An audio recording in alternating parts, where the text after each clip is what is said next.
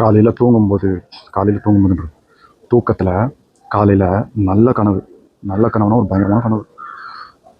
நான், என் ஃப்ரெண்ட்ஸு, என்னோட ஆள், அவளோட ஃப்ரெண்ட்ஸு எல்லாம் கோயிலுக்கு போகிறோம். அவள் கூட ஏதோ சண்டை. நான் வந்து பேசல, அவளுமே பேசல. ஏதோ சண்டை, என்ன சண்டைன்னு சரியா ஞாபகம் இல்லை. உட்காந்துட்ருக்கோம். அவளும் ஒரு மாதிரி 2 பேரையும் சமாதானப்படுத்திட்டு இருக்காங்க. எதுக்கு சண்டை என்ன அப்படின்னு. அப்போன்னு பார்த்து ஷாருக் கான் வராரு. ஷாருக் கான் ஒரு ஃப்ரெண்டோட வராரு. ஒரு ஃப்ரெண்டோட எங்கள் கோவிலுக்கு வந்து உட்காந்துட்டு இருக்காரு. ஓ ஷாருக் கான் அப்படின்னு பார்த்துருக்கோம். திடீர்னு ஷாருக் கானோட ஃபேஸ் வந்து ஒரு மாதிரி கோரமாக மாறுது. அவன் ஒரு மாதிரி கோரமாக மாறுது. நான் எனக்கு ஏதோ பேட் ஃபீல் ஆகுது. சரி ஓகே, அந்த கூட்டத்துலேருந்து எழுந்துட்டு வந்துட்டேன்.